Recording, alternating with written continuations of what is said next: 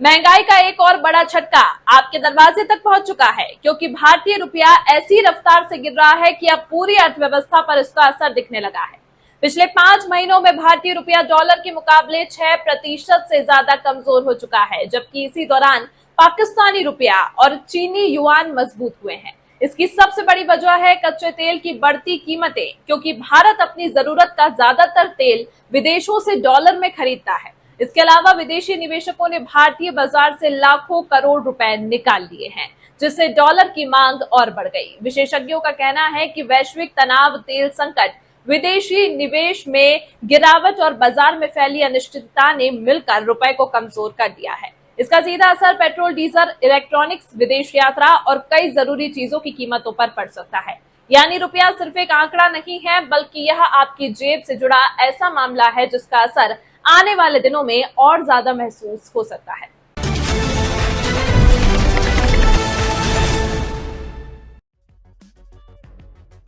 रुपए में बड़ी गिरावट आई है। हाल यह है कि रुपया डॉलर के मुकाबले अपने ऑल टाइम लो पर पहुंच चुका है। जानकार कह रहे हैं ऐसा ही हाल रहा तो रुपया शतक भी लगा सकता है, मतलब डॉलर के मुकाबले 100 रुपए के स्तर को भी छू सकता है। लेकिन बड़ा सवाल यह है कि आखिर रुपए में अचानक से इतनी बड़ी गिरावट क्यों आ गई, और क्या ये जो गिरावट है इससे आम आदमी को चिंता करनी चाहिए? क्या इसका असर आम आदमी पर पड़ेगा? इस वीडियो में हम आपको सब कुछ विस्तार के साथ बताने वाले हैं। भारतीय रुपया 12 मई यानी मंगलवार को शुरुआती कारोबार में 35 पैसे टूटकर अब तक के सबसे निचले स्तर 95.63 पर पहुंच गया। अंतर बैंक विदेशी मुद्रा विनिमय बाजार में रुपया अमेरिकी डॉलर के मुकाबले 95.57 पर खुला और फिर टूटकर अपने ऑल टाइम लो लेवल 95.63 पर आ गया, जो पिछले बंद भाव से 35 पैसे की गिरावट है। रुपया सोमवार को करीब 80 पैसे टूटकर अमेरिकी डॉलर के मुकाबले अपने रिकॉर्ड निचले स्तर 95.28 पर बंद हुआ था। इस बीच 6 प्रमुख मुद्राओं के मुकाबले अमेरिकी डॉलर की स्थिति को दर्शाने वाला डॉलर सूचकांक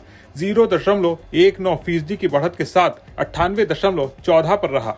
रुपए में बड़ी गिरावट के साथ भारतीय शेयर बाजार में भी बड़ी गिरावट देखने को मिल रही है। घरेलू शेयर बाजार में सेंसेक्स शुरुआती कारोबार में 525 अंक टूटकर 75,490 अंक पर, जबकि निफ्टी 164 अंक फिसलकर 23,651 अंक पर कारोबार करता दिखा। अब बात करते हैं रुपए में इस गिरावट के पीछे कारण क्या है। जानकारों का कहना है कि अमेरिका और ईरान के बीच बढ़ते तनाव से जो समझौते की उम्मीदें थी वो अब पूरी होती नहीं दिख रही हैं। इस वजह से रुपए पर दबाव बढ़ गया है। इसके अलावा जिस तरह से कच्चे तेल की कीमतों में तेजी आई है, उससे भी रुपया डॉलर के मुकाबले कमजोर पड़ रहा है। ब्रेंट क्रूड की बात करें तो इसकी कीमत 0.85% की तेजी के साथ $105.10 प्रति बैरल पर पहुंच गई है। दुनिया की सबसे बड़ी तेल कंपनी सऊदी अरामको ने चेतावनी दी है कि दुनिया में तेल का भंडार बहुत कम रह गया है। अप्रैल में ओपेक देशों का रोजाना उत्पादन साल 2000 के बाद सबसे निचले स्तर पर पहुंच गया है। हार्मुज स्ट्रेट के बंद होने के कारण कुवैत और इराक जैसे देश एक्सपोर्ट नहीं कर पा रहे हैं। इसके साथ ही उनके पास तेल रखने की सुविधा नहीं है।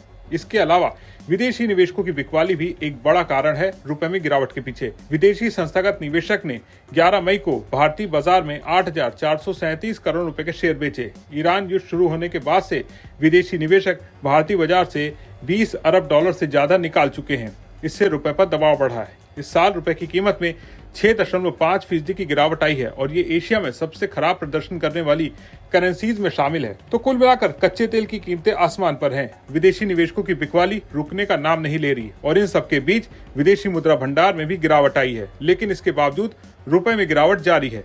रुपए पर चौतरफा दबाव पड़ रहा है। तो सवाल यह है, क्या रुपया डॉलर के मुकाबले जल्द ही 100 के लेवल को भी पार कर जाएगा? आपको क्या लगता है? कमेंट करके बताएं। वीडियो पसंद आया हो तो उसे लाइक करें, शेयर करें।